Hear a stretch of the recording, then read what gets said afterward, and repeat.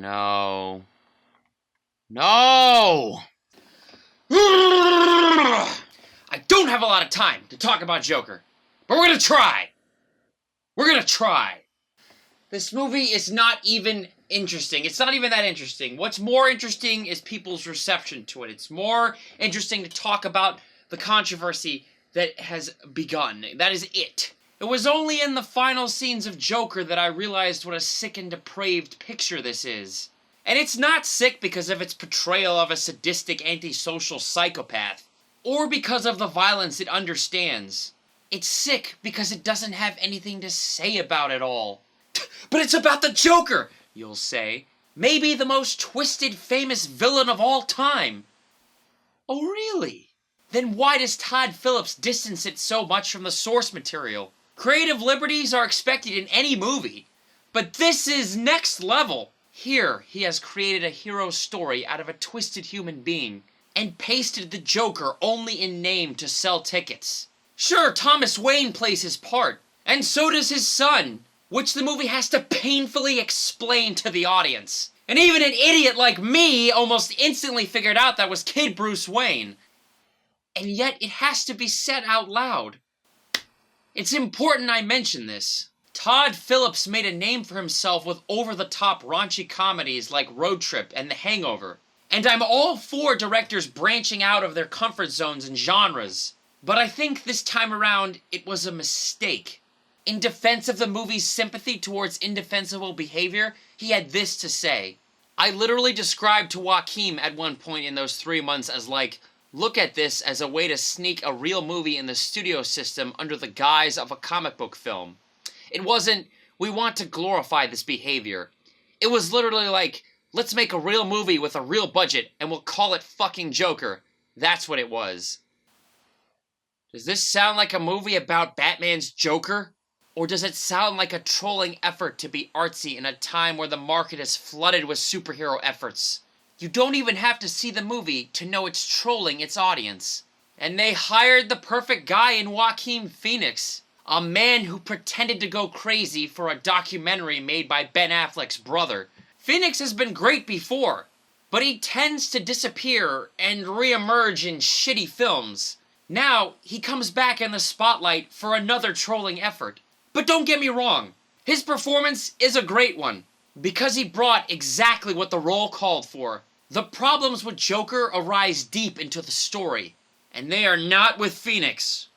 Even Phillips' direction is okay, and the haunting, overbearing score by Hildur Guðnadóttir, she's awesome, is actually so good for it all. I was never going to pronounce that name correctly. Hildur, the score was great. Her score was great. But it is in the script, which was co-written by Phillips, where Joker truly fails. There's just no real story here. I think they were so fascinated with the idea of making a fake superhero movie that they forgot to make a credible one at all. Or a super villain story, whatever, a comic book film. A fake comic book film. Let me tell you why. The opening promised a deeper film. It's a slow dolly towards Arthur preparing his makeup. You'll recall all the trailers showed him forcing smiles with his fingers. Like that. Jesus. Fucking painful. The audio is of radio and news reports commenting on the ruin of Gotham. Crime, unemployment, super rats. The seed of hate the rich is planted. He's a clown, and he flips a cardboard sign outside when he's attacked by teenagers. They steal his sign, and when he runs after them, they beat him brutally in a back alley. The rose by his heart drains out water as he cries in pain. The insanely large Joker title card flashes. Arthur Fleck is a mentally ill person. He lives with his mother. His knees shake compulsively at times of unsure nervousness. He chain smokes constantly, and he always laughs. A scene on a bus where he makes faces at a little kid resolves with him handing a card to the mother detailing his condition. The condition, you ask? He laughs at times that don't match his behavior. He can't stop laughing. You'll get this real quick. But let's back up a second. Earlier on, a few moments of brilliance. Phillips holds patiently on a static shot of Phoenix testing out different neurotic laughs. Believe me, it is a wonder to behold. My guess is this has to be the scene he tested out to win the role for. The laughs are all different, and yet they are all the same. To me, it was as creepy and close to the character he was ever gonna get to Heath Ledger without mimicking. But then it's while he is in therapy with his psych, who has him on 7 different medications. Then, these conversations are not as interesting as they could or should be. Read Watchmen. Read what is said between Rorschach and his psych while he is in jail. Oh sure, from time to time there is a great line uttered. All I have are negative thoughts. But it's all covered in a lackluster movie that doesn't care to have a message. A real message, not just surface level. But wait! Also around the beginning has Arthur watching talk show host Murray Franklin with his mom, and that's Robert De Niro. He idolizes him. I'm gonna lose my mind. Fucking Stranger Things bullshit. Ah, let's put a smile on that face. Everybody likes visual aids. Shit, this would be easier if I was left-handed. The Joker don't like it. Dun, dun. Rock the Casbah. Rock the... Dun, dun, dun, dun, dun, dun. Yeah, let's put a smile on that face. Ooh, look, it's a shitty caricature. I can't fucking draw. Oh my god, I should have thought this through. But no, that's his smile. What am I doing? Here's the thing. Heath Ledger, never gonna be topped. Greatest performance of all, one of the greatest performances of all times. Mark Hamill, greatest voice of the Joker. Jared Leto, 0 out of 10, the worst fucking portrayal I've ever seen. Now we have Joaquin, who's great, but in a movie that isn't that good. And, now, if we look here, what day was Joker released? October 4th, right? 2019. October 4th. So the stars were in alignment up here, like this. And if we go here, here, here, and then there, like that, right? And then Joaquin is a Scorpio, so we got a little, thing here, here. Yeah, there's a little scorpion thing right here. And then, Todd Phillips directed The Hangover, which has blackjack and poker and shit, and we got the playing cards here, here, possibly here, with little signs on it, and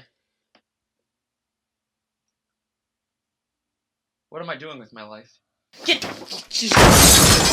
idolizes him, and the movie makes a point to show an imagined fantasy briefly presented as real, as Arthur himself makes an appearance in the audience of the show. He's talked about proudly. His weird persona is applauded. The movie snaps back to reality and shows you for sure it was all in Arthur's head. Now, this is interesting because that's the setup for the rest of the film. The film where the point of view is from a guy suffering from all kinds of delusional psychosis. Just like his mother. And we, as the audience, must judge what's real and what isn't. Or at least, that's what would have been interesting if the fucking movie didn't outright tell you. Multiple scenes involving his neighbor culminate with one that directly tells you, the audience, that the others were not real. And by the end, you know exactly which ones were played to trick you and which ones were real. What an amazing idea. What a great premise for a lead character. Wasted! You could have had so many fucked up scenes leaving the audience guessing. But no, you wanted to give them the answers instead. Lame answers. An important letter by Arthur's mom, Penny, is found. Is this real? He asks her. Ah yes, the filmmaker's trying to be clever. Get it? The line refers to us asking that of each scene. Is it real? Is this real? Is it fake? Until by the end, we have all the answers and don't care anymore. Phoenix is powerful in this role, and real. Far too real. The climatic scene had me shaking in the movie theater. I felt sick and awful witnessing a horrific person who can and has existed in real life fulfill a made-up purpose. I hope my death makes more sense than my life. Is this the reason Arthur Fleck exists? Would it be why the Joker was left alive for so long by Batman? How about Joe Cool and the always fascinating idea that he was the one that had murdered Bruce and Martha? Well, you can forget all that, because the movie makes a huge blunder in showing a random person inspired by Arthur do the deed instead. I cringed so unbelievably hard. Joker is a movie made by people so desperate to express themselves that they overlook that there has to be a reason to express. Why was this movie even made? None of you can tell me. It's pointless. This isn't an origin story. It's an ugly case study about a man no one wanted to know about. He is Joker only in name. And you may go on and on about Thomas Wayne and the subplot involving him, but it's not good enough. This is a fucked up world showing only the worst of humanity. Shoved in the 80s and hoping to be relevant in the divided world we live in. And all we are left with is a movie about a white male terrorist that successfully sparks an amoral revolution. Off screen. And the movie rewards him. It smiles at him. It adores his lonely journey to Christ-like leadership. In the end, Joker is disappointing because it gives us nothing of real value to talk about. It has only a couple of graphic scenes that it looks on with indifference, and sometimes gross approval. There's only one real gruesome scene, and it had many members of my audience tonight scream, and loudly talk about while it was happening. For all the hype and controversy, Joker offers not much else but nihilism on a subject you can't be nihilistic about. And sure, much of the movie is well shot, although it prides itself in slow-mo shots of Phoenix stomping down hallways. And obvious references to Taxi Driver and Todd Browning's Freaks are nice. And can you tell how they're centering most of their shots? And there's a dumb callback to Gladiator that just perplexed me. And Phoenix runs like Tom Cruise on roller skates. And just doesn't stop laughing. In the time of outrage culture and fake hype, Joker has fooled us all into talking about a movie that isn't worth much talking about. But what do I know? All the idiot fanboys and critics will talk about everything except the movie itself. Because no one talks about the fucking movie itself anymore. And the internet has already praised it, because that's all they know how to do. Make a movie with Joaquin Phoenix and maybe no one will see it. Make a movie called Joker, and they've given it a 10 before it has even started. I'll tell you this much. People will remember Joaquin Phoenix. They will not remember Joker.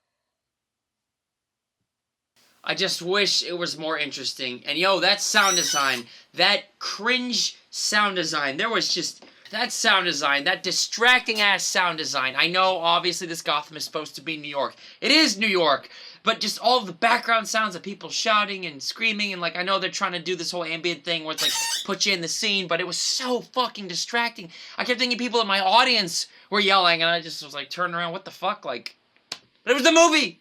Great score, great musical overbearing score. It was perfect for this movie. The sound design was absolute trash.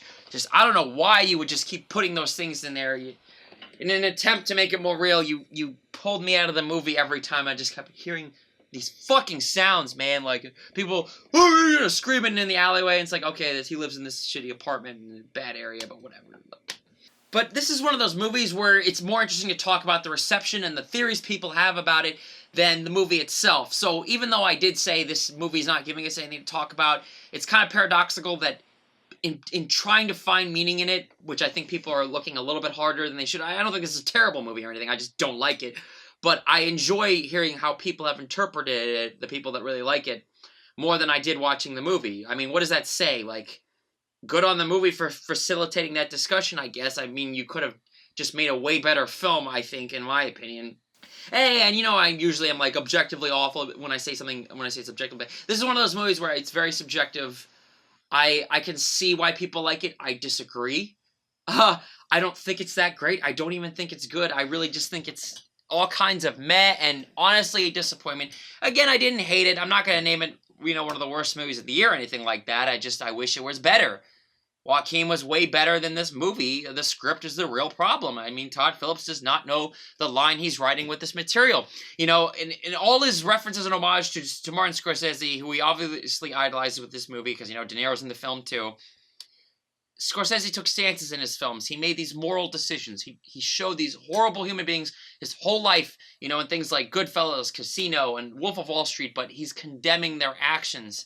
And you might have fun watching them, but they make you feel uncomfortable at times, but you see bad things happen to them. There are consequences. Look what happens to Joe Pesci in Goodfellas. Look what happens to Ray Liotta in Goodfellas and De Niro. And all these terrible things happen to these characters who are doing all these horrible actions throughout the movie. But Joker, she's just rewarded. And maybe that's the message of the movie, but I don't think it's good enough. I think it's so surface level.